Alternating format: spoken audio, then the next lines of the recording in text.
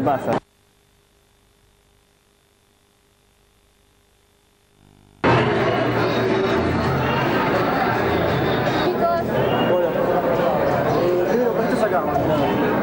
Estoy por la cuestión de que me interesa todo lo que concierne con la figura del Che, porque me siento totalmente identificado, ¿no? con el accionar y el modelo de vida que tenía él y la propuesta que tenía, ¿no? Para toda la gente. ¿Qué pensás que para vos, para la juventud, qué pensás que es el Che Guevara? Sí, para mí es mucho, ¿no? Creo que de hacerlo de una manera es como un modelo de hombre a seguir. ¿Pensás que para la mayoría de la juventud es así o no? Yo creo que no, pero no por una cuestión de los chicos, sino por una cuestión de poca información que hay, ¿no? Y de la poca que hay, que se distorsiona mucho. Y bueno, más o menos algunos lo agarran por un lado, otros por el otro. ¿Pensás que porque todo lo que se pone en la remera y saben cómo subir todas esas cosas? Yo creo que no, pero así captan por lo menos un poco de la rebeldía de que él estaba en contra, ¿no? de un montón de cosas que quizás los chicos no lo captan bien, pero sienten que algo bueno hizo, ¿no? Bueno, muchas gracias. De nada. ¿Por qué estás acá? Me interesaba ver lo que era este primer museo. No sé. ¿Qué para vos el Che? Es algo muy grande, una figura grande, qué sé yo, no sé, va con mi ideología, ¿no? Pienso... No sé, qué sé yo, va con mi ideología, yo... Pensamos que la juventud adopta su forma de vida o tiene como modelo la mayoría de los jóvenes. Yo creo que no, que son muy pocos los que toman la forma de vida del Che. ¿Pensás que mucho lo que se puso en la remera o También. Muchos de ellos no saben nada o sí saben? Claro. Hay mucha gente que, no sé, se compra una remera y se cree que por eso es revolucionario o algo así. Y tampoco estoy de acuerdo con los partidos zurdos que hay que... No sé, pienso que no están haciendo las cosas bien porque se ponen una remera del Che y salen a la calle a romper todo y cosas así. Y pensamos que en Argentina el Che, su imagen siendo argentino, tipo, pensás que está reivindicado, que se conoce, se le ve... Se está reivindicando ahora, me parece a mí. Se está reivindicando ahora. No sé. La sociedad lo conoce su vida, Muy poco, pienso. Pienso de poco. Gracias. Bueno, la obra la habré empezado hace cosa de 3 meses o 4. Y la hice porque hay una afinidad política, ideológica y humana con la gente de Chau Bloqueo y por lo tanto nos pusimos de acuerdo en trabajar mancomunadamente para la inauguración de esto. Entonces yo aporté con lo que yo sé hacer, que es pintar. Y respecto al Che, ¿cuál es su ideología? Sí, obviamente que si yo me pongo a pintar un cuadro de él, hay una coincidencia total con su posición, su vida, con su obra y con su manera de pensar. La coincidencia, bueno, es la coincidencia. La idea que yo tengo sobre la vida de él es una coincidencia total. ¿Lo conoció? No lo conocí. ¿Cómo se conectó con Chau Bloqueo? Bueno, a través de la actividad política y, digamos, ideológica y a través de la actividad artística. A través de los dibujos, yo había hecho unos dibujos sobre el Che Guevara que salió en el diario y lo que están en los afiches. Y a partir de ellos me lo pidieron para usarlo como membrete de la institución. Y yo encantado porque le dieron una difusión. Mandaron a Cuba, mandaron acá en la Argentina infinidad de gente. Y bueno, a mí eso como artista me congratula muchísimo. Bueno, muchas gracias. No, de nada. Bueno, vine porque creo que el Che es un ejemplo de persona que hay que seguir en un modelo no solo político, sino creo que un modelo de persona, creo que es el Che lo que hay que seguir. Y bueno, y vine más o menos para ver y para apoyar esta asociación que es Chau Bloqueo, que está en contra del bloqueo yanqui, y bueno, y todo eso. Y vine para apoyar eso y para ver qué era lo que pasaba, ¿no? ¿Pensás que muchos jóvenes se ponen la remera sin conocerlo? Yo creo que es un gran punto de merchandising el Che, ¿no? Creo que se ha convertido en una cosa que por ahí muy porque yo también soy joven, pero en el sentido de que la gente se empieza a acercar a toda la idea y el pensamiento del Che. No creo que es una forma que por ahí no es lo que uno buscaría. Por ahí el Che se cree que es una bandera, una remera y pasa mucho más que por otras cosas, pero bueno, por ahí eso también es una forma de acrecentar la figura, si eso sirve para que se conozca la idea y para que, para que de eso surja una concientización de lo que hay que hacer, ¿no? O sea, para interesarse más. Sí, o sea, creo que es válido si está apuntado a eso, si apunta a hacer una moda o para vender, creo que eso no tiene sentido, creo que no lo busca nadie.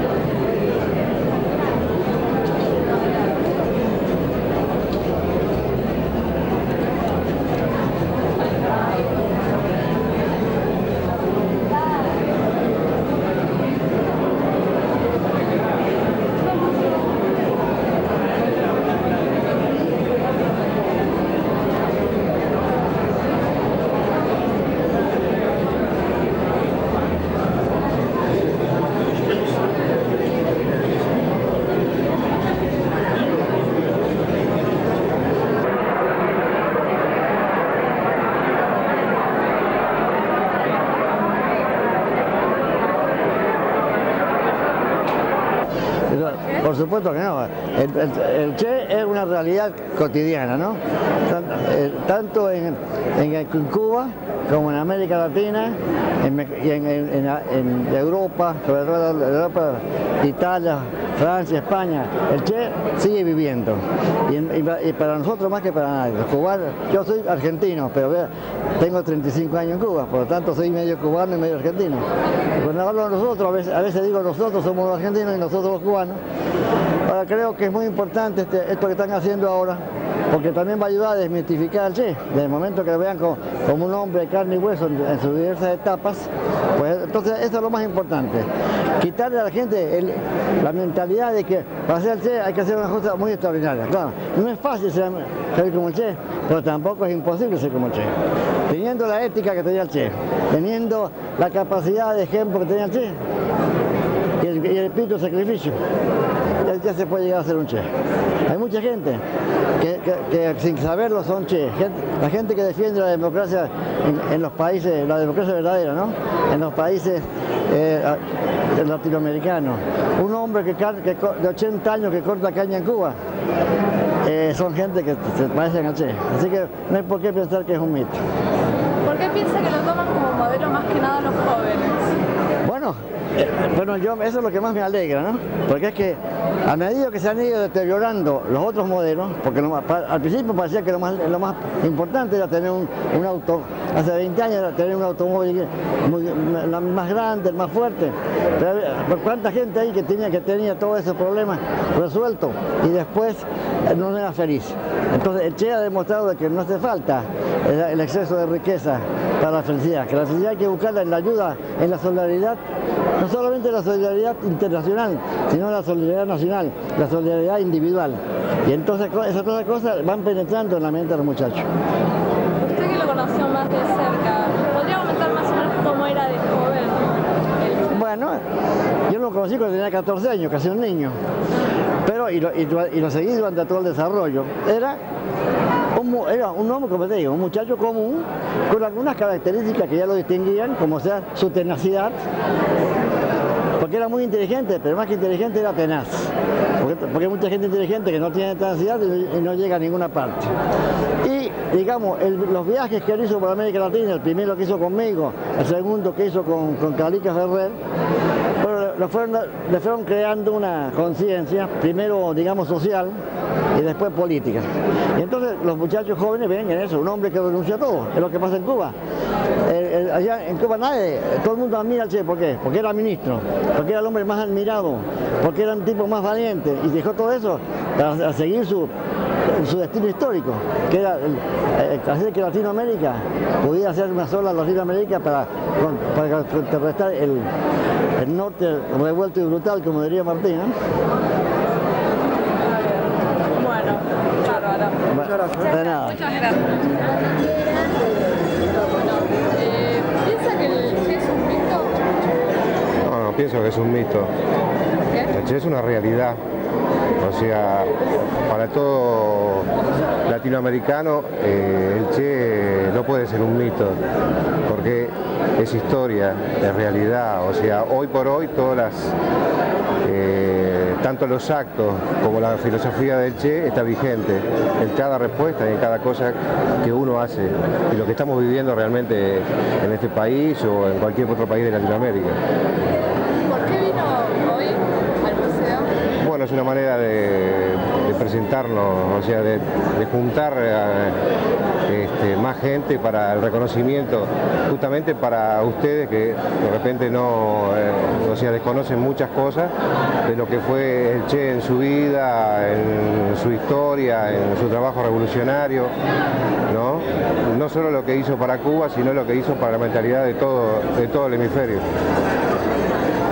¿Piensa que muchos jóvenes se ponen la remera sin conocerlo, que lo hacen por moda? Sí, lamentablemente sí. Hay muchos que lo utilizan como esnovismo, como digamos, un cartel, digamos, de moda, ¿no? Y que justamente es una de las cosas que a él mucho no le gustaba. O sea, mostrar su imagen como una moda. Pero a veces no piensa que puede llegar a ser positivo, en el sentido de que se pueden acercar más los jóvenes y... Sí, no, como positivo es. O sea, lo lamentable es que se coloquen la remera sin saber siquiera quién es la persona que llevan en el pecho. Eso es la parte negativa, digamos. Después, todo lo demás siempre es positivo.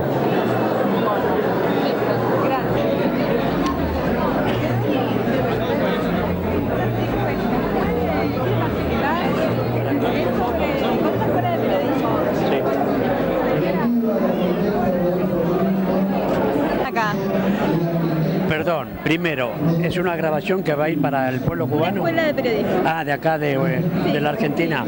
Bueno, nosotros vinimos acá, mi señora y yo, para expresar la solidaridad y la admiración para este gran patriota que fue el Che Guevara.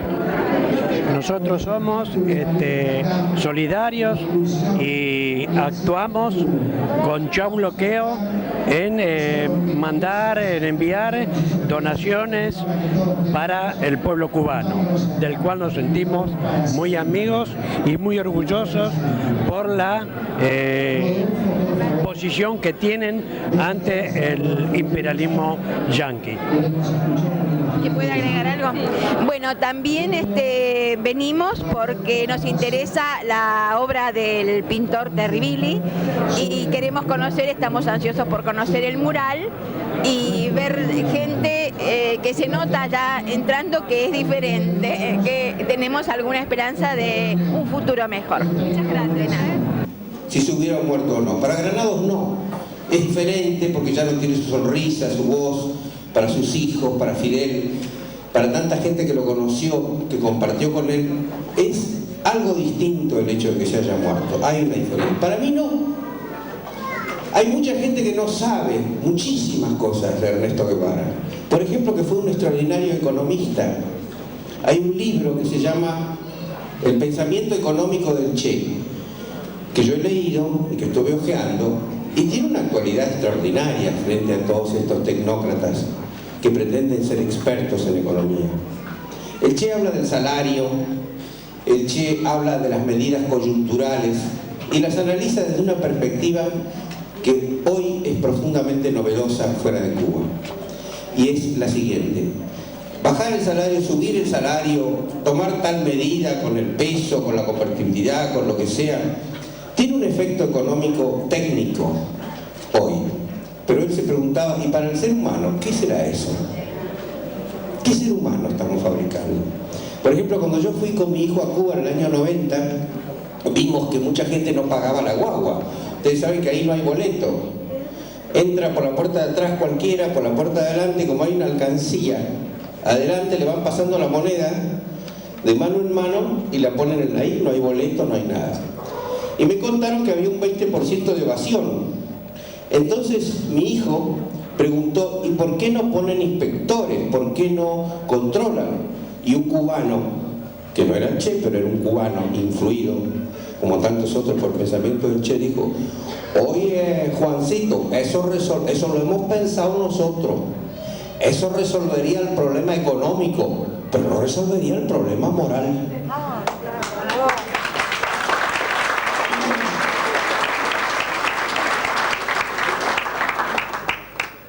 Y allí está el Che. ¿Por qué? Porque el Che es lo que es hoy, por tantas cosas. Mira, dije que no iba a hablar y mira lo que estoy haciendo ahora. No, corregime si me equivoco, porque no me siento autorizado para hablar. Corregime. Pero ¿qué diferencia hay con otros aventureros, muy dignos por cierto, como aquellos que hacen algo que está dentro del espíritu humano, como escalar una montaña? ¿Por qué? Porque sí. Hillary se trepa a la cima del Everest, Amundsen se va al polo, Colón cruza el mar, le dicen que se va a caer y lo cruza igual. Los que descubren las fuentes del Nilo. La aventura es algo que está dentro del hombre. Pero estos aventureros, que tenían muchas veces propósitos hermosos, algunos también figuraba el dinero, como en el caso de Colón. Estos aventureros se lanzaban por algo que está inherente al ser humano. El Che Guevara se lanza por todos los seres humanos, del tercer mundo y del primer mundo también, porque aún hay gente, y cada vez más en el primer mundo, que aún mantiene intactos los sentimientos de solidaridad con otras personas. El Che es un aventurero que, así como algunos religiosos se funden con Dios o creen fundirse con Dios, él se funde con todos los seres humanos, con nosotros, con los seres humanos. Por eso cuando le preguntan, poco antes de que triunfara la revolución en la sierra, y ya triunfamos, y él dice, yo seguiré luchando, y un campesino no lo entiende, y él le dice, yo no voy a llegar a viejo, porque seguiré luchando. Él en el triunfo piensa que quedan otros países, otra gente desamparada, otra gente que como nosotros vive en un país, pero también hay un país dentro de cada uno de nosotros. Fíjense qué cosa paradójica. Un desocupado que siente afectada su dignidad, que hasta pierde su potencia erótica, se siente mal, no es solamente que no tenga dinero. Un desocupado en la Argentina que no tiene dignidad para andar por la calle porque su aspecto se ha deteriorado, que no tiene hospital, que no tiene salud, es un hombre sin país. Los países los contienen a los seres humanos, y también dentro de los seres humanos hay o no hay un país. Ernesto Guevara es un aventurero con todas estas características, que se instaló en la lucha, se instaló en la lucha alegre, porque él tenía un enorme sentido del humor. Los seres humanos se dividen entre los que lloran y los que luchan, que son los mismos que ríen. Ernesto Guevara será para siempre una bandera de la ética. En un mundo en que la ética no se ve más, Solamente en nuestras casas, en nosotros mismos está la ética, pero no se ve más en las páginas de los diarios. Yo quiero que ustedes imaginen la diferencia entre Cuba, con todos los errores que tiene, lo que significa tener un presidente de la República. Qué lindo sería tener un presidente de la República y poder decir, este es mi presidente de mi República.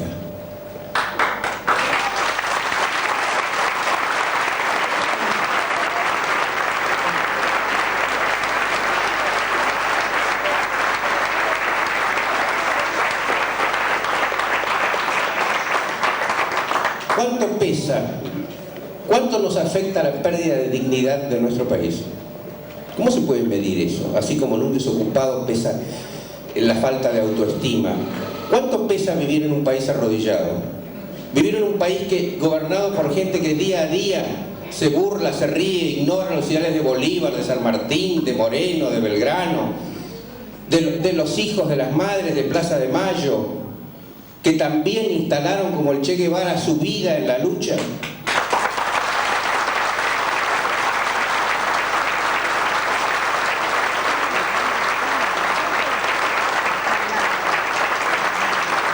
Y que también como Fidel y como tanta gente son capaces de llorar y de reír y de luchar al mismo tiempo.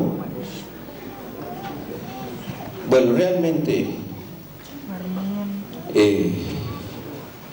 no quiero hablar demasiado porque yo quiero a la gente que se acerca acá por primera vez que sepa que hay una parte de Ernesto Guevara dentro de cada uno de nosotros. En este momento me vienen 2 o 3 anécdotas a la memoria. Yo desembarqué en Cuba cuando ya la revolución había triunfado de una manera mucho más cómoda. La forma como desembarcaron en el Grama Fidel, el Che, Camilo, Montaner y tantos otros compañeros. Yo desembarqué en Cuba en el año 61 y ahí ya antes ya sabía que estaba haciendo el Che y quién era el Che. Se produjo la conferencia de Punta del Este, en donde Estados Unidos en 1961, 60 o 61, 60 fue Punta del 61, Estados Unidos, ante el temor a Cuba, ante el temor que los otros países empiecen a contagiar de Cuba, anunció un préstamo de $20.000 millones. Yo recuerdo la tapa de la revista Visión, que estaba toda América Latina con una flecha hacia arriba y decía Alianza, vos no te puedes acordar, ¿cómo sabes? Te lo contaron. Alianza para el Progreso.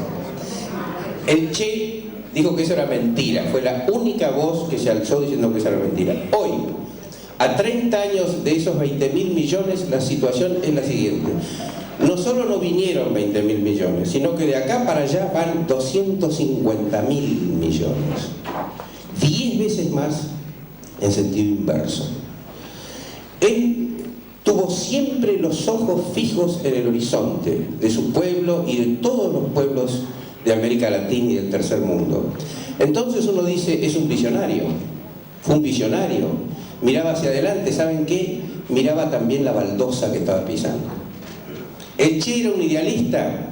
El Che era el idealista más práctico y más pragmático que ha habido en el mundo. El Che iba a una fábrica y averiguaba por qué no giraba este engranaje. El Che averiguaba cómo estaba hecha la mezcla de esos ladrillos. Era un hombre con la mirada en el horizonte y con la mirada en lo inmediato. Era el idealista más práctico y pragmático del mundo y era el pragmático más idealista. Yo he conocido muchos amigos del Che, por ejemplo, Enrique Capdevila, no sé si llegaste a conocerlo, que murió hace poco, Enrique Capdevila. En el año 60 volvió de Cuba, y esta es una anécdota no tan importante dentro de la vida del Che, pero que no es conocida por nadie probablemente, porque me la contó a mí. Y entonces llegaron unos amigos de la Argentina, y el Che los recibió con mate, lo dieron, pero ¿cómo te va? ¿Cómo estás? ¿Te acordás? Y empezaron a reírse y a acordarse de anécdotas de Córdoba, todo en un clima realmente muy relajado, muy bien. Entonces este hombre, cuyo nombre no recuerdo, le dijo, bueno, hablemos de otra cosa ahora. Mirá, yo me voy a quedar un tiempo acá, estoy trabajando, a ver si me conseguís una casa mejor de la que tengo, y quisiera que me consigas un aparato de aire acondicionado. Dice que el Che se transformó. se transformó con Mr. Hyde, se puso desgranado, sabe que aunque no conozca la ley, usted sabe que era así, ¿no es cierto? Se puso serio y le dijo, vos estás completamente equivocado, y terminó la reunión 5 minutos después.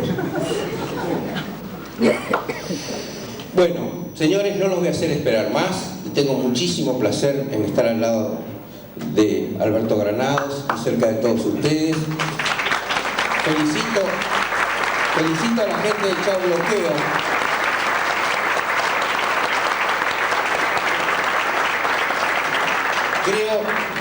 Creo objetivamente que todavía no tenemos un museo del Che.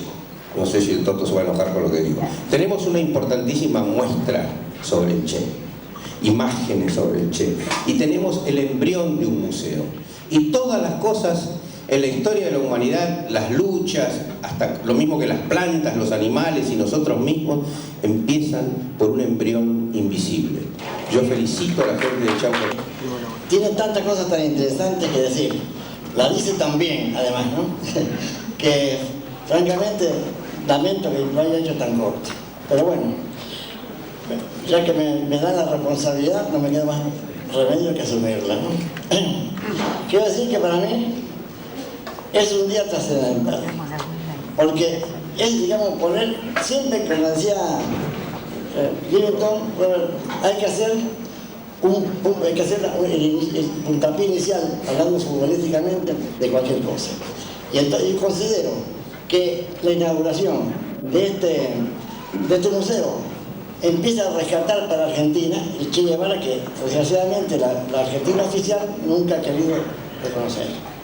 En este momento estamos dando el primer paso de decir, bueno, hay un lugar en Argentina donde realmente, porque había muchos, pero estaban dispersos. Ahora hay un lugar que realmente puede servir de punto de partida para muchas otras cosas, para el Che, y que todo lo que hagamos por el Che, sabemos que lo hacemos por Cuba y por América Latina, y también por el mundo, porque afortunadamente el crimen del 8 de octubre, o del 9, no vamos a discutir por el día, ha hecho que una figura que era apenas continental, o digamos, de un solo país, digo que a Che lo mataron a tiempo, porque es el hombre que completamente puro, completamente exacto, que tuvo errores, pero los admitió rápidamente, que tuvo mucho menos errores que otra gente porque meditaba mucho las cosas antes de decirlas, porque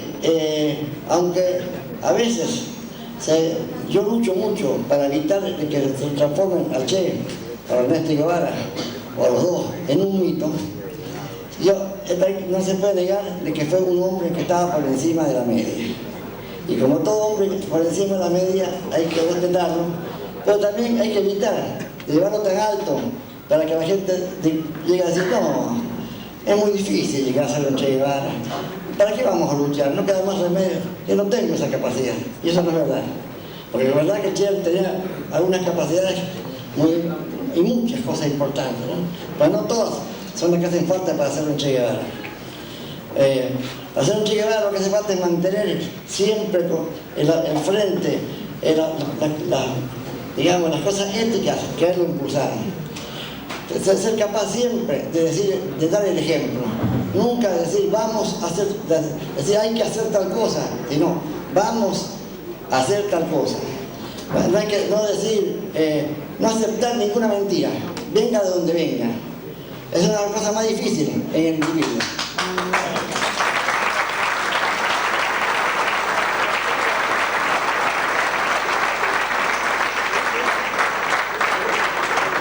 A veces es muy duro decirle a un amigo, estás mintiendo, estás equivocado, y entonces el Che tenía esa virtud.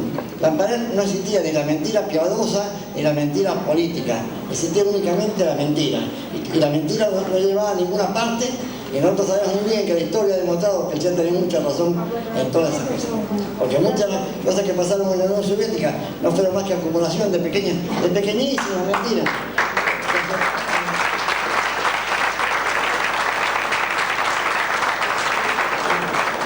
Esa misma cosa, porque la burocracia es un mal que se extiende a todas las latitudes y a todas las ideologías. Y eso tiende al acomodamiento. El Che jamás tendió al acomodamiento. Es decir, que no son virtudes tan difíciles. Porque Ernesto, en realidad, estaba dotado, en primer lugar, de una gran perseverancia, que le permitió vencer primero al miedo, después al asma, después a todas las circunstancias. Una perseverancia tremenda, que era lo que la ayudó de todo. Pero esa perseverancia la hacía solamente para cosas realmente útiles, ¿no? No perdía el tiempo en cosas que no fueran realmente útiles. Y hay otra virtud que también tenemos que atesorar aquellos que queremos llegar a tener un mundo mejor, es el de la equidad. Porque es muy fácil empezar a aceptar cosas que no te corresponden, por el hecho de, bueno, usted es ministro, usted es bárbaro, entonces sin querer uno va bajando la guardia, usted es amigo del Che, entonces como es amigo del Che le va a dar el prerrogativo. En ese sentido, el Che era, yo digo la palabra equidad, porque no es fácil decir cómo era, porque si él necesitaba un avión como ministro de industria para ir de una punta a la otra de la isla, él aceptaba ese avión y no preguntaba cuánto costaba ni de qué gastaba. Ahora, si le daban una papa que no le correspondía por la cuota, por el hecho de ser ministro, eso sí, no lo aceptaba y además era capaz de tratar duramente a aquel que a veces por cariño le hacía ese obsequio. Pero es una cosa muy importante, porque si tú dejas la equidad, es tan malo como el igualitarismo. La equidad además es más importante que el igualitarismo, porque no todos somos iguales, hay que hacer muchas cosas diferentes. Entonces, pero también lo que te toca, decía el resto, y lo que no te corresponde no lo acepto nunca. Es decir, que son virtudes que todos tenemos. Si tú eres capaz de no mentir nunca, si tú eres capaz de dar siempre el ejemplo, si tú eres capaz de rechazar lo que no necesitas, y si tú eres incapaz de no aceptar ninguna mentira, pues te está pareciendo mucho a Che, aunque no lo creas.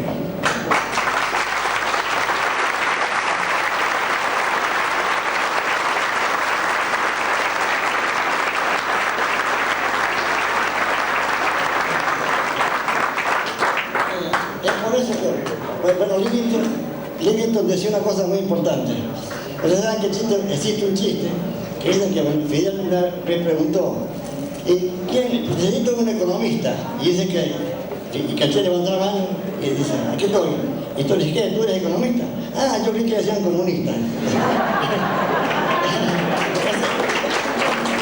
Ese es un chiste. Pues la realidad es que Ernesto, cuando se le dio la responsabilidad del Banco Central, donde se evadían miles de dólares hacia Estados Unidos, después se puso a estudiar matemáticas. Lo primero que hizo cuando lo nombraron director del Banco Central es llamar a un matemático y lo secan y decirle, mire, yo quiero estudiar todo lo que se tenía que estudiar para dirigir un banco y para saber manejar los problemas estadísticos, y estudió durante meses hasta que llegó un día en que el profesor le dijo, bueno, ministro, yo hasta aquí sé. Bueno, entonces dije, bueno, sigamos juntos a aprender, ¿no? Así que él hacía profundamente, estudiaba profundamente. Y como tenía esa capacidad de introducirse en lo más fino, era capaz de estar 8 o 10 horas leyendo una cosa hasta que la entendía, hasta que la comprendía, hasta que le encontraba el sentido exacto. Él encontró dentro de las miles de leyes que había y de miles de incisos, un inciso que permitía cambiar la moneda sin necesidad de hacer ningún decreto, nada, sino aplicando una ley que ya existía de antes del 48. Entonces, de un día para otro, Ernesto aplicó esa ley y entonces se encargaron de salir al exterior millones de dólares que se iban a través de la libertad, esa libertad de comercio que existía todavía antes del 61. Es decir, que en toda esta cosa, él no era un economista improvisado, él estudió todo lo que había que estudiar y cada cosa se metía profundamente, tanto leyendo a un diario de un griego, como leyendo filosofía marxista. Pero la diferencia es que la filosofía marxista que estudiaba, no la estudiaba de ningún tipo de manualito, sino que iba directamente a las fuentes. Si él quería saber algo de Mao, buscaba las obras completas de Mao. Si quería saber algo de Stalin, buscaba las letras completas de Stalin. Si quería saber algo de Lenin, estudiaba las Lenin. Si quería saber de Marx, pues tenía estos dos tipos. Tenía hasta el español, el ruso y el alemán. Porque tenía duda de que en alguna vez se hubieran equivocado en la traducción. Así que hasta tenía un traductor alemán, un hispano soviético que le traducía de un ruso y de alemán. Así que hasta eso, y tenía grandes discusiones porque ya tenía que saber hasta lo último, hasta lo más medular de cada cosa. Es por eso que no era ninguna cosa, ni como guerrillero, ni como economista, ni como ministro de Industria, no era ningún improvisado porque estudió, ¿no? El hecho de que sea, porque es un ingeniero, que se gradúa de ingeniero, y no es capaz de seguir estudiando, sabe menos de ingeniería que un médico como era él, que se pone a estudiar todos los días de ingeniería. Y además tenía una capacidad, esa capacidad de ser solidario con el hombre, de entender al hombre. Uno de los mayores éxitos, bueno, ya sé con tantas anécdotas, si a ustedes les parece, ¿no? Uno de los mayores éxitos que tuvo él fue, como ministro de Industria, fue poner en claro y en marcha una mina, la mina de Moa, que estaba completamente, era la más moderna de las minas de América Latina. Los norteamericanos se llevaron todos los planos, se llevaron a los técnicos, menos uno que se quedó. Pero ese uno que se quedó no estaba muy de acuerdo con el camionismo, tenía el concepto anticomunista y fue raleado, ¿no? Bueno, entonces cuando ya lo ponen de ministro, va a Moa, se junta con los obreros, porque siempre empezaba por abajo, empieza a preguntar qué pasaba con la mina, por qué era que no posible. Entonces dice, bueno, uno después de hablar con varios, le dijeron, aquí existe un ingeniero, el ingeniero Presilla, ¿recuerdas? Que tiene la capacidad, que es el hombre que más sabía más que los norteamericanos. Pero si es un gusano, no quiere nada con la revolución, está siempre quejándose. Entonces le pido una entrevista con Presilla. Cada Presilla con mala cara, pero imagínate, llamado por el Che, que también la contrarrevolución le hacía una figura demasiado muy violenta, incapaz de ternura, todo lo contrario de lo que él era, ¿no? Entonces cae Presilla y empiezan a hablar. Entonces dice, ¿por qué es lo que más usted ha disfrutado de lo que ha hecho la revolución? Que me rebajaron el sueldo. El hombre privado, el hombre dialéctico, el hombre no dogmático, el hombre que va desde la base hacia arriba. Pues tiene muchas anécdotas que nos usaron nosotros los revolucionarios, ¿no? Decíamos, ya no sabemos que sigan tan usando como otros reyes, porque también hemos sido importantes dentro de las cosas que nos dejó Che, y que yo considero que son los que mantienen todavía al socialismo cubano, como mis cositas que no están de acuerdo con la solidaridad humana. Son capaces de morir, son capaces de ir a morir, incapaces de ser embalados. Puede ser embalados. Yo siempre digo que un viejo de 80 años que vive en Cuba por cada un año, que va a tratar menos porque sus hijos son todos profesionales, pasa noches trabajando en la juventud. Se han dado cuenta que cada día aumenta más el número de jóvenes, tanto en Argentina como en Italia, en los países que he podido ir. Veo que la juventud, como ya no tiene modelo, porque el modelo aquel del año 90 ya se ha dado cuenta. ¿Por qué te vas? ¿Qué? ¿Conoces al Che Guevara? Yo lo vi en las fotos. ¿Por qué viniste? Y para conocerlo, para conocer al amigo, para escuchar y para ver en la exposición. ¿Te interesa? Sí. ¿Y a vos? También. ¿Y vos? Sí, también. ¿Por qué viniste? Por lo mismo. ¿También? Sí. ¿A tu papá le gusta el Che, por eso viniste? No, a mí también me gusta. ¿Sí? Sí. Tenemos un cuadro, otro cuadro y otro cuadro. Y fotos. Una es de tela la cara es plateada. La tela es, no sé, pero un cuadro recortamos de una, ¿cómo se llama? Revista y lo pegamos y una tipo, ¿cómo se llama? Una tela plateada, algo así. Que me gusta. Sí. Y que es lindo. ¿Por qué?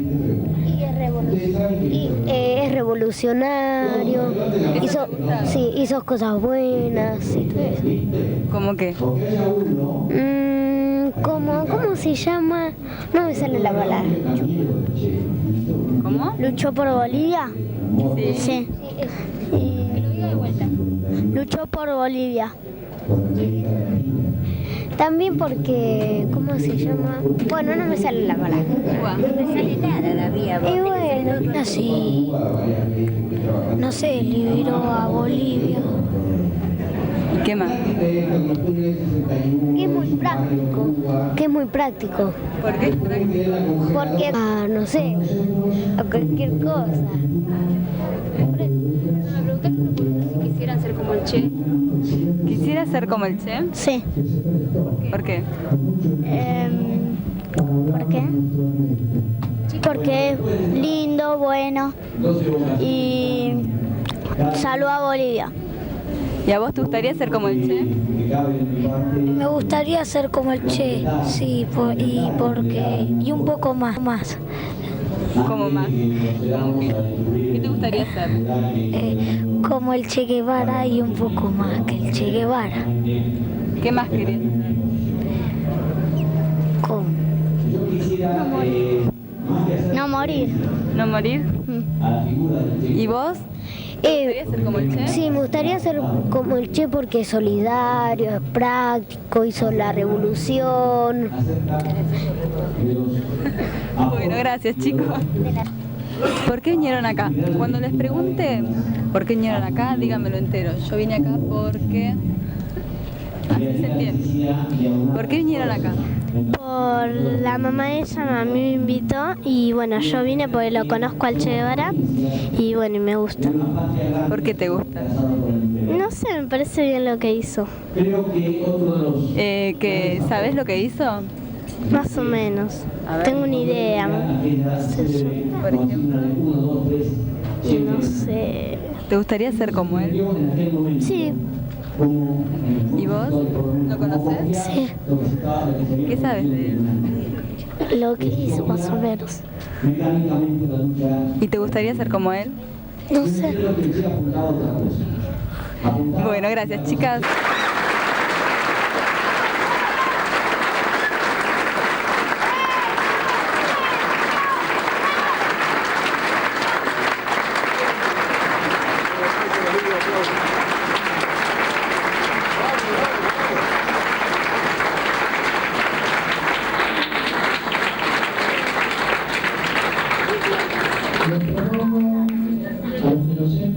Que entonemos el himno a Ernesto, que hasta siempre.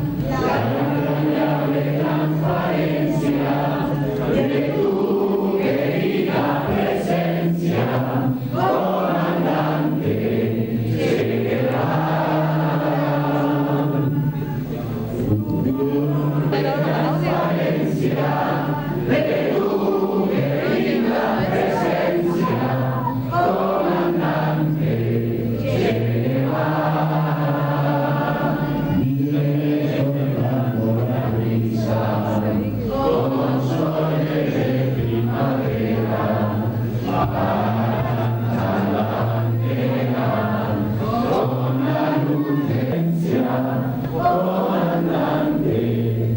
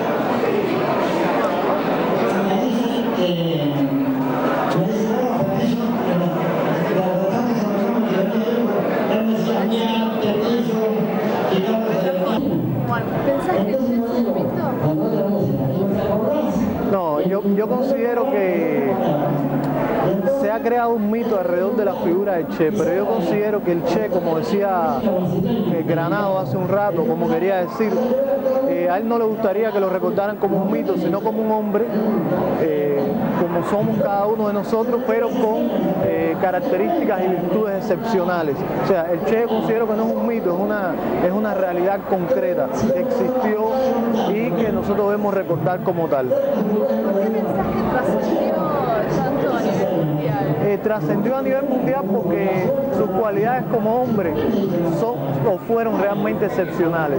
Era un hombre excesivamente entregado a una causa, en este caso a la causa de la lucha por la solidaridad internacional, a la lucha por la liberación de los pueblos de América Latina, porque es un hombre que no quiso nada para sí mismo, un hombre que lo quiso todo para todas las personas, para todos los pueblos de nuestro continente y de África también. Sabes que estuvo en África. Y en fin, por su entrega, es que pienso que trascendió las fronteras incluso de nuestro siglo. Era un hombre muy modesto, además excesivamente modesto. No pretendía nada material absolutamente. Entonces son toda una serie de características que lo hacen un hombre del siglo XXI.